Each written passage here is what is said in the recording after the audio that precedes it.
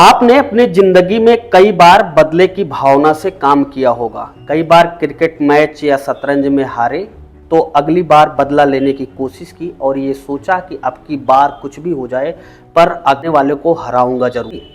आपको यदि किसी ने भला बुरा कहा तब भी हम बदला लेने की सोच रखते ही हैं। हमारे समाज में ऐसे बिरले ही लोग मिलेंगे जिनको कोई नुकसान पहुंचाया जाए और वो आगे चलकर बदले की भावना अपने अंदर ना रखें। बदले की भावना के पीछे खुदगर्जी का भी अहम रोल होता है। आज की कहानी में भी कुछ ऐसा हुआ जिसमें दो सगे भाइयों के अंदर पिछले 10 साल से बदले की भावना सुलग रही थी। देखते देखते दिवाली के दिन बदले की ये भावना उनके अंदर अति प्रबल हो गई और इन दोनों सगे भाइयों ने मिलकर एक हत्या कर दी। वो भी हत्या बहुत बेरहमी के साथ की। नमस्कार, प्रणाम, आदाब, शास्त्रीय काल, क्या हाल चाल। उम्मीद है आप स्वस्थ होंगे और मस्त होंगे, मजे में आपकी जिंदगी कट रही होगी और आप देख रहे हैं आपका अपना YouTube channel DD story station. तो इस कहानी की शुरुआत होती है उत्तर प्रदेश के गोरखपुर जिले से। गोरखपुर जिले में ही एक थाना आता है जिसका नाम है गीडा। थाने के अंतर्गत एक गांव आता है जिसका नाम है पिपरी। इसी पिपरी गांव में एक चौहान परिवार जो मध्यम वर्गीय था, जिसका जीवन आसानी से कट रहा था और घर में सब कुशल मंगल था। घर में सब हंसते खाते हुए अपना जीवन काट रहे थे। परिवार के मुखिया थे शंभू चौहान। शंभू चौहान की कुल 3 संतानें थी, यानी कि शंभू चौहान के 3 बेटे थे। तो अभी कुछ ही दिन पहले आपने देखा होगा कि दिवाली का पर्व हमने धूमधाम से मनाया, आपने भी मनाया होगा। इसी दिवाली के दिन शंभू चौहान का एक बेटा था जिसका नाम था उमेश चौहान, जिसकी उम्र 35 साल की थी। तो शाम को सारे लोग दिवाली मना रहे थे, आपस में बैठकर बातें भी कर रहे थे। अचानक शंभू चौहान का ये 35 वर्षीय बेटा अपने घर वालों से कहता है कि मैं बाजार जा रहा हूँ कुछ सामान लेने। घर वाले उसे अनुमति दे देते हैं और वो घर से बाजार की तरफ जाता है सामान को लेने। लोग इधर हर्षोल्लास के साथ दीपावली पर्व मना रहे थे अपने घरों में और घर के बाहर दिए जला रहे थे, पटाखे फूट रहे थे। शंभू चौहान का बेटा उमेश चौहान बाजार तो जाता है पर रात्रि 10 बजे तक वापस नहीं आता है। तो शंभू चौहान के घर वाले उसका नंबर ट्राई करते हैं। जब उमेश चौहान का नंबर मिलाया जाता है तो उमेश चौहान का मोबाइल उस दिन घर पर ही छूट गया था। तो घर वालों ने इकट्ठा होकर बात की आपस में और सोचा कि हो सकता है उमेश थोड़ा घुमक्कड़ टाइप का व्यक्ति था, तो होली का पर्व है, कहीं चौराहे पर किसी से बात करने लगा होगा, गप्पे हाँकने लगा होगा, इसलिए उन्हें किसी अनहोनी की शंका नहीं हुई। और धीरे धीरे घड़ी की सुइयां 11 बजे पहुंच जाती हैं। 11 बजे शंभू चौहान का पूरा परिवार, उन्होंने धीरे धीरे पड़ोसियों को ये बात बताई कि उमेश चौहान 8 बजे निकला है शाम को, ये कहकर कि मैं बाजार जा रहा हूँ और रात्रि के अभी 11 बज गए हैं, 11 बजे तक वापस नहीं आया। गांव वालों ने अंततः खोजबीन शुरू की। प्रकार का उमेश चौहान का कहीं भी कोई सुराग नहीं लग सका। पूरे गांव वाले और उमेश चौहान के घर के लोग इकट्ठा होकर पूरी रात खोजते हैं उमेश चौहान को, पर उमेश चौहान नहीं मिलता है। अब धीरे धीरे सुबह हो जाती है। सुबह गांव के ही कई लोग घूमने जब बाहर निकलते हैं तो गांव के बगल एक छोटी सी बाग पड़ती है। इसी बाग के बगल एक रास्ते पर, जो कि कच्ची मिट्टी का बना हुआ था, काफी मात्रा में खून बिखरा हुआ था। सारे लोग इकट्ठा होकर जब इस खून को देखते हैं तो उस खून को देखने पर ऐसा प्रतीत हो रहा था एक इंसान का खून है। और ये बात धीरे धीरे उमेश के घर वालों को पता चलती है। अब जब ये बात उमेश के घर वालों को पता चलती है कि गांव के बाहर ही एक बाग के बगल जो कच्चा रास्ता जाता है, वहां पे मानव का खून बहुत भारी मात्रा में बिखरा हुआ है, तो उमेश चौहान के घर वाले भी वहां पर पहुंच जाते हैं। और जब वो देखते हैं तो उनको अपने अंदर कहीं ना कहीं किसी अनहोनी की शंका होती है। लिहाजा ग्रामीणों और उमेश चौहान के घर वालों ने पुलिस को सूचना दी।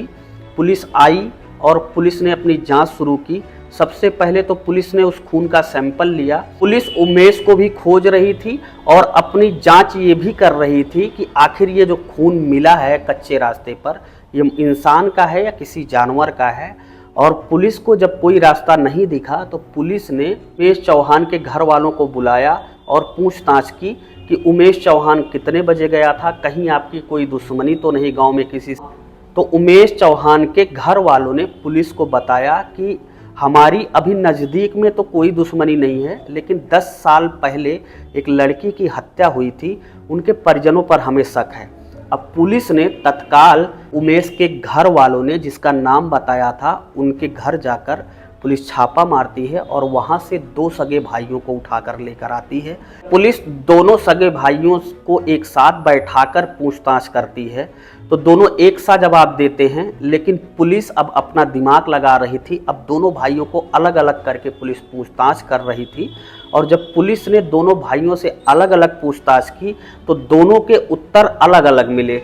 यानी कि एक भाई कुछ और कहानी बता रहा था और दूसरा भाई कुछ और कहानी बता रहा था। ये शक हो गया कि कहीं ना कहीं से उमेश की गुमशुदगी में इनका हाथ जरूर है, तो पुलिस ने इन दोनों भाइयों को टार्चर करना शुरू किया। पुलिस को इन दोनों सगे भाइयों ने जो कहानी बताई वो वाकई हैरान और परेशान करने वाली थी।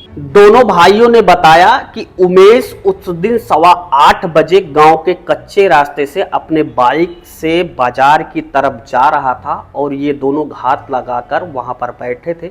इनके हाथ में एक बड़ी रस्सी थी और हाथ में इन्होंने कुल्हाड़ी ली थी, लिहाजा इन्होंने बाइक के ऊपर रस्सी फेंकी और वो रस्सी उमेश के आंखों और गर्दन पर जाकर लगी और उमेश बाइक लेकर गिर गया। चूंकि शाम का समय था और दीपावली लोग मना रहे थे, रास्ता बिल्कुल सूना साना था, जिसका फायदा इन लोगों ने उठाया। दोनों भाइयों ने बताया कि जब उमेश अपनी बाइक से रस्सी जब हमने फेंकी, तो जब उमेश बाइक से गिर गया, दोनों भाइयों ने जबरन उसको पकड़ा और उस रस्सी से उसके हाथ पैर बांध दिए और धाड़ी से उसके शरीर पर कई बार वार किए और उसे सब कुछ काट डाला और उमेश की उसी जगह पर दर्दनाक मौत हो गई। और ये दोनों भाई यहीं पर नहीं रुके, इन्होंने उमेश की डेड बॉडी को लमसम रस्सी से अपनी बाइक में बांधकर 200 मीटर तक घसीटा भी, और उसके बाद इन दोनों भाइयों ने पूरी बॉडी के टुकड़ों को उठाकर एक बोरी में भरकर बगल में बहने वाली राप्ती नदी में प्रवाहित कर दिया। दरअसल दोनों भाइयों ने घटना के पीछे की जो वजह बताई वो काफी चौंकाने वाली थी। आज से 10 साल पहले इन दोनों सगे भाइयों की एक बहन थी जो देखने में बेहद खूबसूरत थी, जिससे उमेश एक तरफा प्यार करता था, और ये दोनों एक ही चौहान जाति से थे।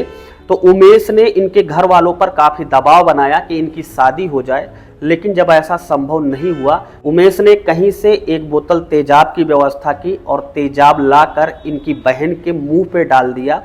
और मुंह पर जब इन्होंने तेजाब डाली, इन दोनों सगे भाइयों में से एक भाई वहीं पर खड़ा था, कई छिट्टे एक भाई पर भी पड़ा था जो अभी भी उसके भाई के शरीर पर मौजूद है।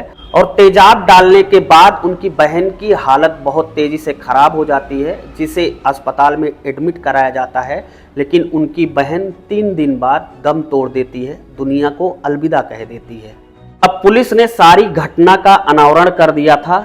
दोस्तों, इस कहानी पर आपका क्या कहना है और आप ऐसे लोगों के बारे में क्या कहना चाहते हैं? क्या वाकई उमेश गलत था या ये दोनों भाई गलत थे? क्या ये बदला वास्तव में सही था या गलत था? अपनी राय हमें कमेंट बॉक्स में अवश्य बताएं।